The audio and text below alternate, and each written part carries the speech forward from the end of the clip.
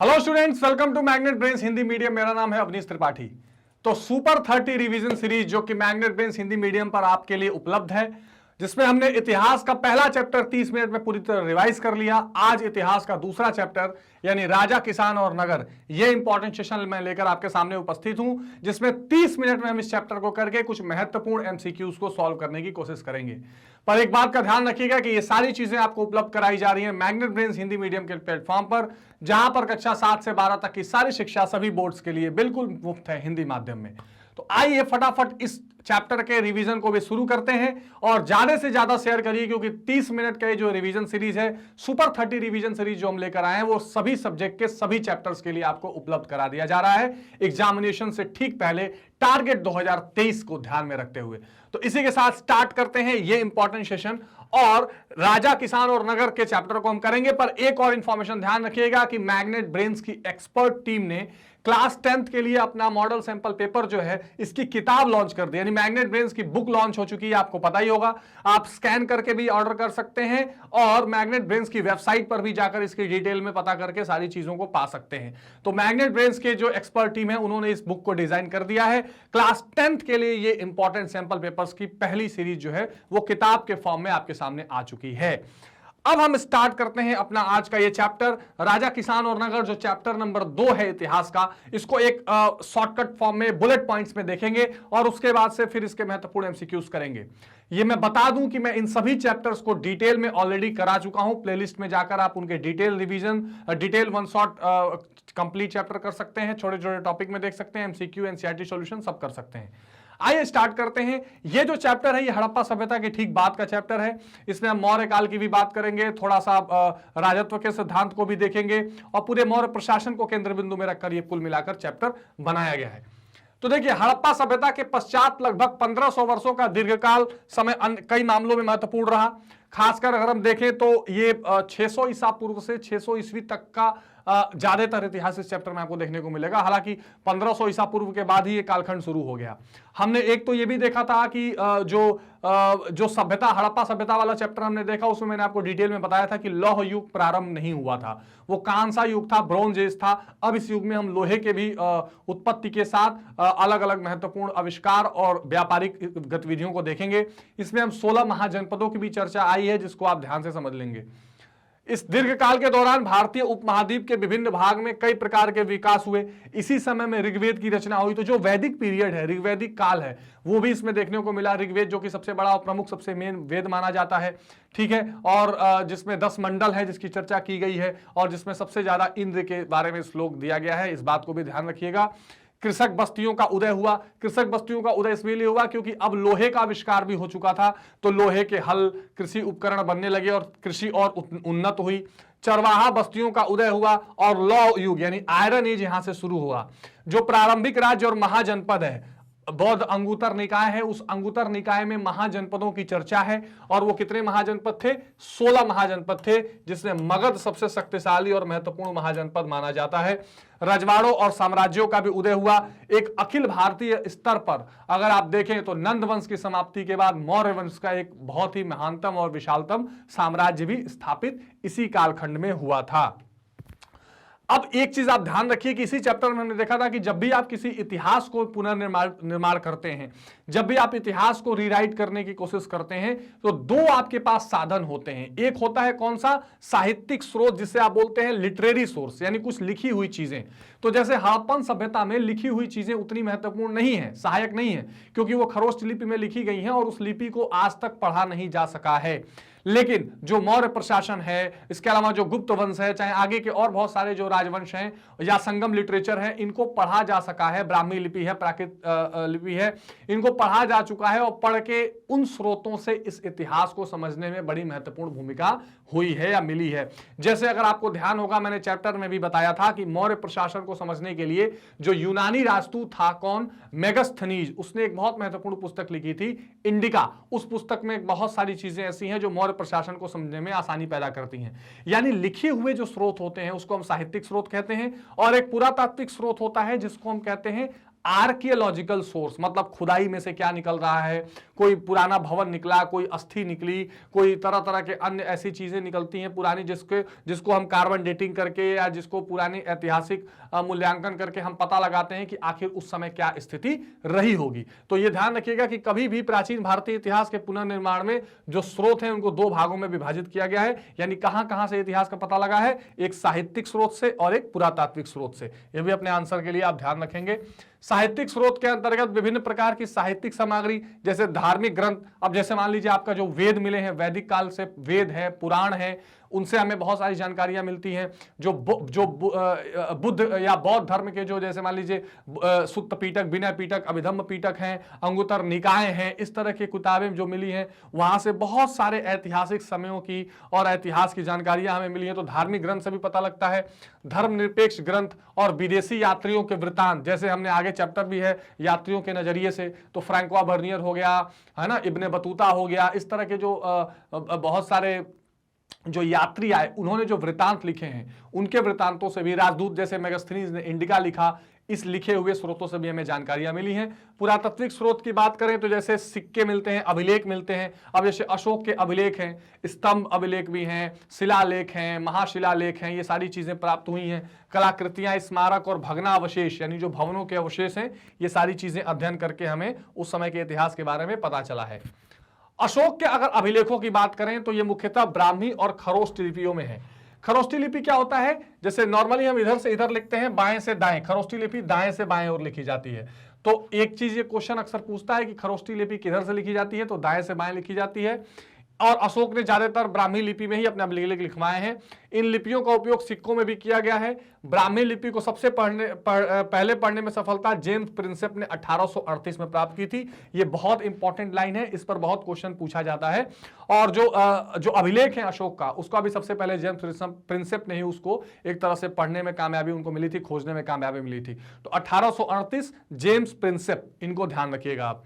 अब तक के सबसे प्राचीन प्रामाणिक सिक्के जो हमें प्राप्त हुए हैं वो आहत सिक्के कहलाते हैं। ये सिक्के 6ठी शताब्दी ईसा पूर्व में सबसे पहले ढाले गए और प्रचलित किए गए थे, यानी 600 BC के सबसे पुराने हमें ढाले हुए सिक्के प्राप्त हुए हैं, ये ध्यान रखिएगा। सबसे पहले जो स्वर्ण मुद्राएं थी वो कुषाण लोगों ने प्रारंभ की थी, और कुषाण में जो कनिष्क है, कनिष्क राजा, लेकिन सबसे उन्नत और अच्छे किस्म के जो सोने के सिक्के हैं वो गुप्त वंश में प्रयोग किया गया था, ये भी आप ध्यान रखिएगा। ठीक बात है, चलिए आगे देखते हैं। अब इसी चैप्टर में जब हम पढ़ रहे हैं तो प्रारंभिक राज्यों की बात आएगी कि शुरुआत में जब ये कालखंड चल रहा था, हड़प्पा सभ्यता के बाद ये लौह युग जो था, तो इसमें कुछ प्रारंभिक राज्य धीरे धीरे स्थापित होने शुरू हुए। 6ठी शताब्दी ईसा पूर्व के काल को आरंभिक भारतीय इतिहास में एक महत्वपूर्ण परिवर्तन का काल माना जाता है, क्योंकि इस काल में प्रायः आरंभिक नगर और बड़े बड़े राज्यों की स्थापना प्रारंभ हुई थी। तो सबसे पहले बड़े बड़े राज्य बनने, बड़े बड़े राज्यों की स्थापना इसी 600 ईसा पूर्व के कालखंड से धीरे धीरे प्रारंभ हुई थी, ये आप ध्यान रखिएगा।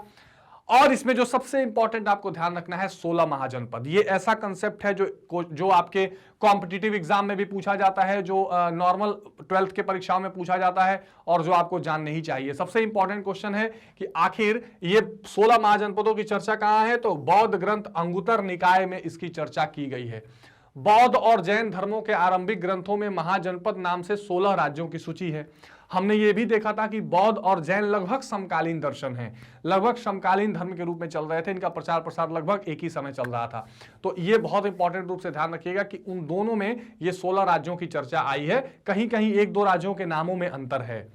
ठीक है, जो 16 महाजनपद अंगुत्तर निकाय में हैं उनके नाम है अंग, ध्यान से समझिएगा, काशी, वज्जी, मल्ल, चेद, कुरु, पांचाल, मत्स्य, सूरसेन, अश्मक, गांधार, मगध, कौशल, वत्स, अवंती और कंबोज। तो ये बहुत इंपॉर्टेंट जो ये आप कह सकते हैं कि 16 महाजनपद हैं, जिसमें जो मगध है ये सबसे शक्तिशाली महाजनपद था, जिसकी राजधानी पाटलिपुत्र थी, या आज का जो पटना शहर आप देख रहे हैं, क्योंकि वहां की भौगोलिक स्थिति भी नदियों से घिरा हुआ जगह था, तो इनकी जो सुरक्षा थी वो भी सुनिश्चित होती थी, और इनको पीने और नहाने यूज करने के लिए अच्छा जल मिलता था, परिवहन के लिए भी उस जल का प्रयोग किया जाता था, और सिंचाई के लिए भी। तो ये बड़ा ही अच्छा उन्नतशाली ये प्रशासन बन के उभरा। उसके अलावा इसका जो मगध प्रशासन था, मगध जो शासन क्षेत्र था, उस शासन क्षेत्र में लोहे की भी खानें पाई गई, तो इन्होंने हथियार भी आसानी से बनाने शुरू कर दिए। तो मगध सबसे शक्तिशाली एक तरह से ये महाजनपद बन के उभरा था।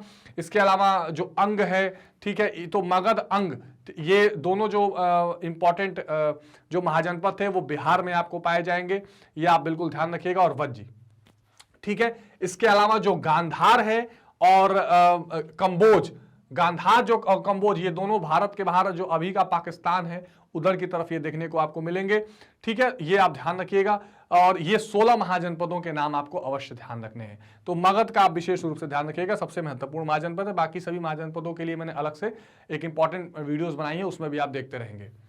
16 महाजनपदों में सर्वप्रमुख कौन है? तो 16 महाजनपदों के राजनीतिक इतिहास में मगध का स्थान सबसे सर्वप्रमुख रहा।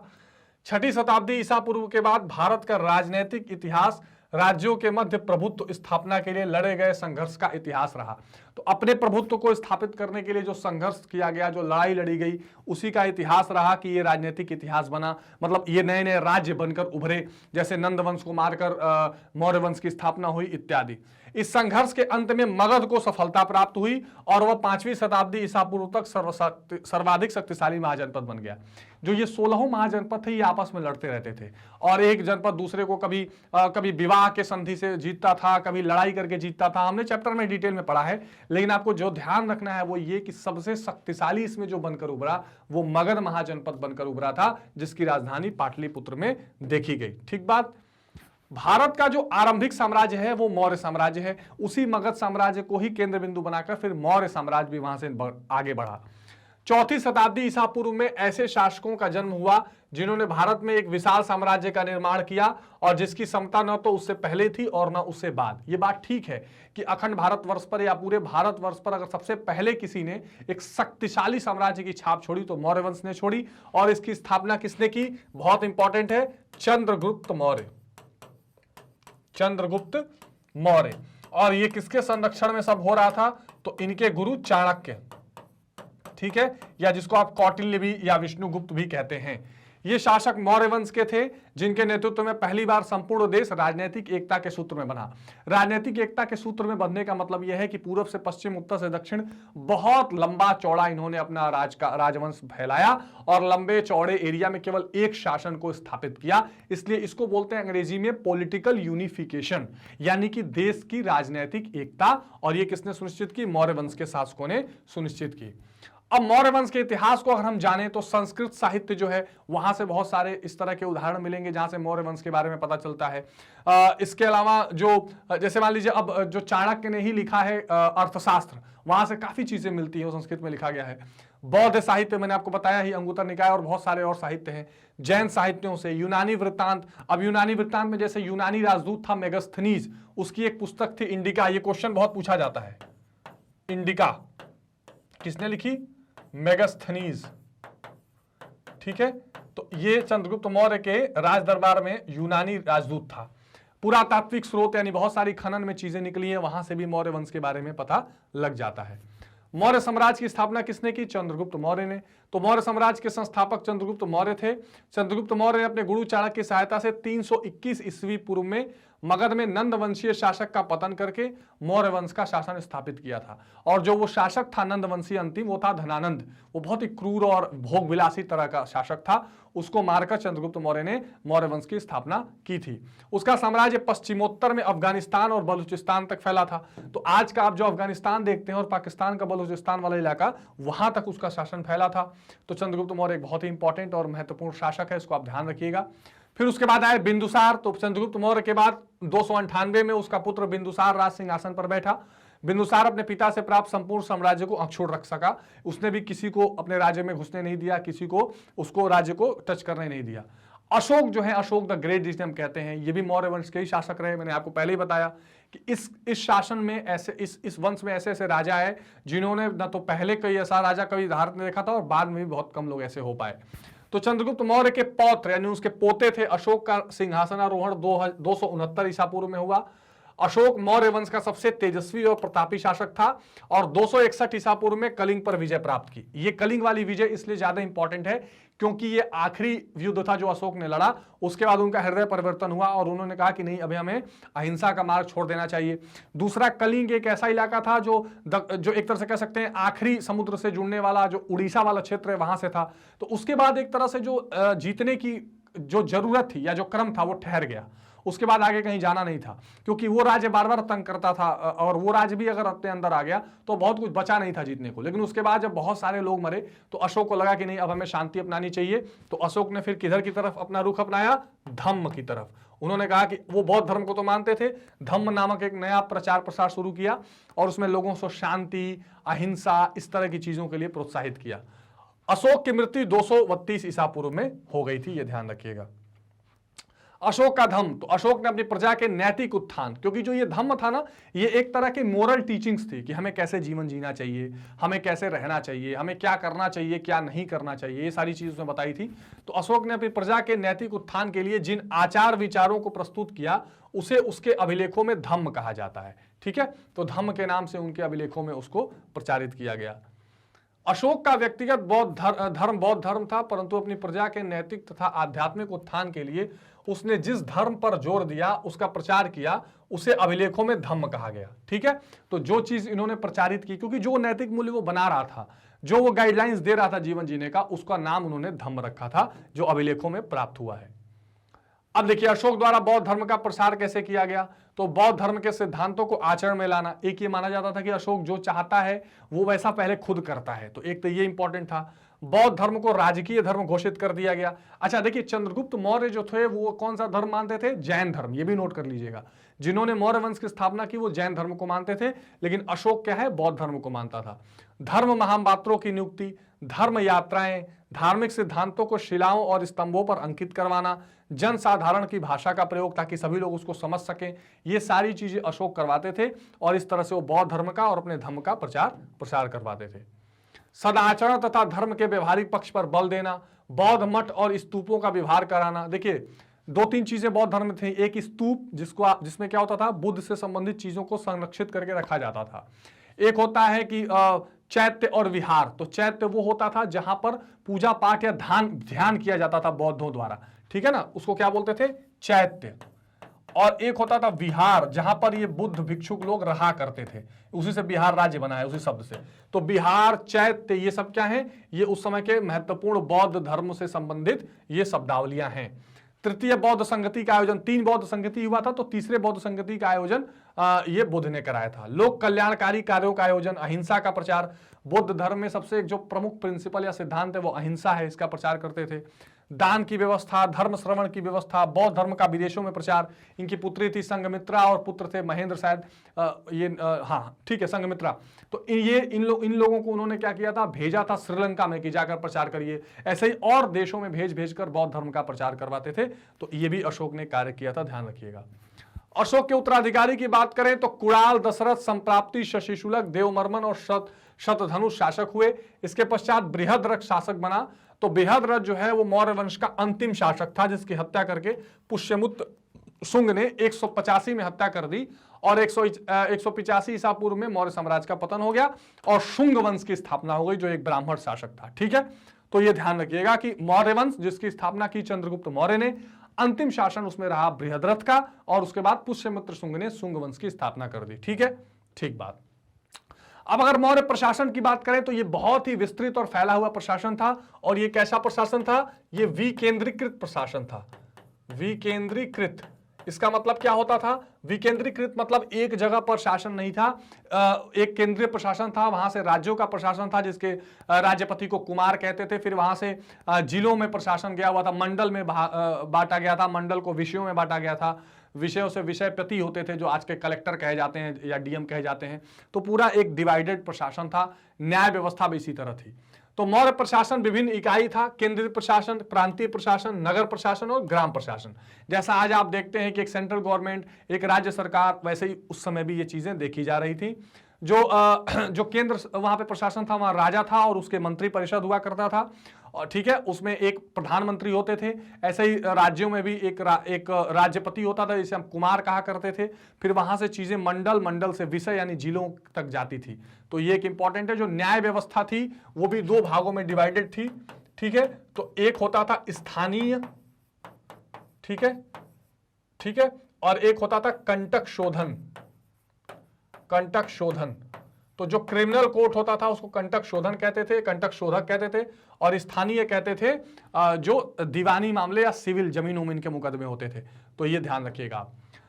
अब देखिए, राजत्व के नवीन सिद्धांत की बात करें तो धीरे धीरे फिर उसी समय दक्षिण भारत में चोल, चेरा और पांड्या, ये तीन तरह के राज्य तेजी से उभर रहे थे, जिनके राजाओं ने अपने आप को एक तरह से देवताओं के तुल्य बता दिया। और ये राजाओं का अपने आप को देवताओं के तुल्य बताने वाला जो कंसेप्ट है, इसी को राजत्व का नवीन सिद्धांत कहा जाता है, ठीक है। भारतीय उपमहाद्वीप के दक्षिणी छोर पर तमिलकम, ठीक है, क्षेत्र में चोल, चेर और पांड्य, ये कुल मिला के तमिलनाडु, केरल और नीचे कर्नाटक के आसपास का इलाका है, रहते थे। इन राज्यों को सरदारियों के नाम से जाना जाता था और बहुत ही समृद्ध और स्थायी ये राज्य हो गए थे। इस काल में राजा अपनी उच्च स्थिति दर्शाने के लिए अपने आप को दैवीय स्वरूप प्रस्तुत करते थे कि हम देवता हैं। इसी लक्ष्य को ध्यान में रखते हुए कुषाण शासकों ने अपनी विशाल मूर्ति बनवाई और उनके नाम के साथ देवपुत्र की उपाधि भी अपने साथ देने लगे। बहुत इंपॉर्टेंट है।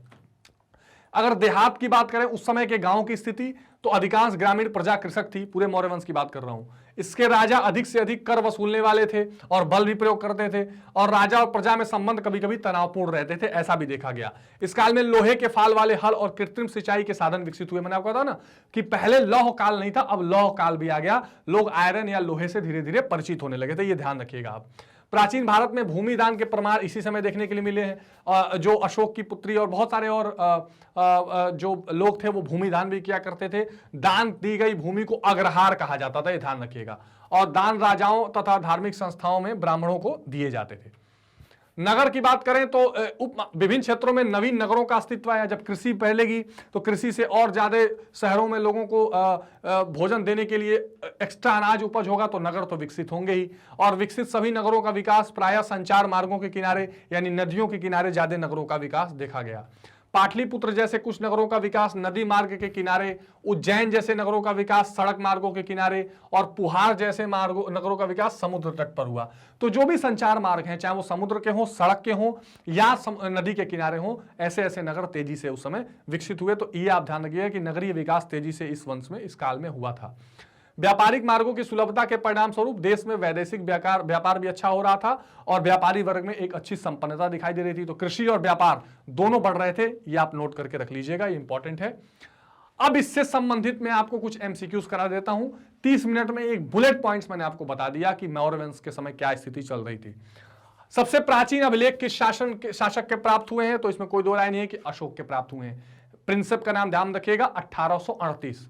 सम्राट अशोक के अधिकतर अभिलेख किस लिपि में उत्कीर्ण किए गए हैं? अरामाइक, यूनानी, खरोष्टी, ब्राह्मी। जाहिर सी बात है ब्राह्मी अधिकतर हैं, केवल नहीं, बाकी अरामाइक में भी हैं या थोड़ी खरोष्टी में भी हैं। ब्राह्मी लिपि को सबसे पहले पढ़ने में किसे सफलता मिली? जेम्स प्रिंसेप, कनिंघम, सरकार या व्हीलर? सही जवाब हो जाएगा क, जेम्स प्रिंसेप। और ईयर कौन सा हो जाएगा? 1838। ये नोट कर लीजिएगा, वेरी वेरी इंपॉर्टेंट, ठीक है। अगला सवाल देखते हैं। भारत के सबसे प्राचीन सिक्के किस नाम से जाने जाते हैं? मुहर, निष्क, आहत। जाहिर सी बात है इन्हें आहत कहा गया, ठीक है। और बहुत पुराने सिक्के ये दिखाई आपको पड़ेंगे। सोने के सिक्के का सर्वप्रथम प्रचलन कब आया? मौर्य, शुंग, गुप्त या कुषाण? मैंने थोड़ी देर पहले ही आपको बताया कि सबसे पहले आया कुषाण शासकों में, कनिष्क राजा का नाम आता है। हाँ, सबसे अच्छे किस्म के जो सोने के सिक्के हैं वो गुप्त वंश के राजाओं ने इस्तेमाल करने शुरू किए थे। अंग जनपद की राजधानी कौन सी थी? सारे महाजनपदों की राजधानी आपको पता होनी चाहिए, और कौन से महाजनपद किस राज्य में है वो भी आपको जरूर पता होना चाहिए। कमेंट करके बताइए अगर बता सकते हैं तो। अंग की कौन सी थी? वैशाली, कुशीनगर, चंपा, इंद्रप्रस्थ। जाहिर सी बात है चंपा। और ये अंग भी कहां पर था? बिहार में देखा गया था। तो अंग जो है महाजनपद है वो बिहार में था। मगध महाजनपद बिहार में था, ये ध्यान रखिएगा।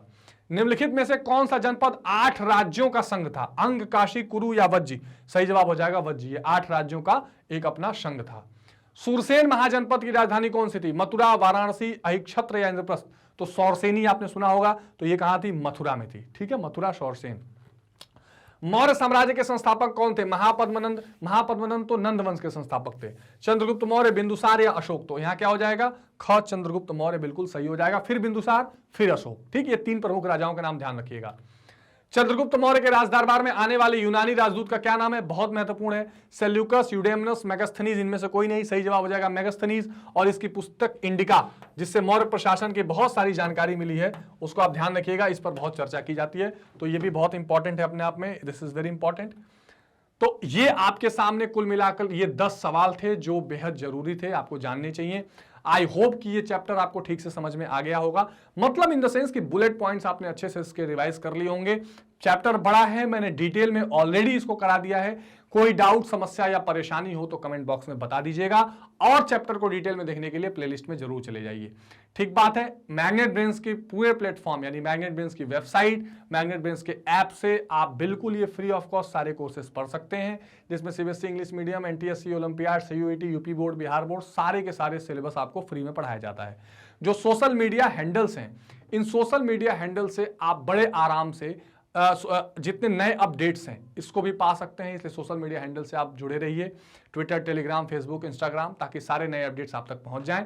नोट्स को ऑर्डर करके भी आप पढ़ सकते हैं। तो अब अगले चैप्टर को भी हम 30 मिनट के अंदर अंदर रिवाइज करेंगे, उसके लिए आप पार्ट 3 जरूर देखिए। इसके पहले वाला चैप्टर हम ऑलरेडी कर चुके हैं। तो मिलते हैं अगले चैप्टर के साथ, तब तक अपना बहुत ध्यान रखिए। Take care, bye bye.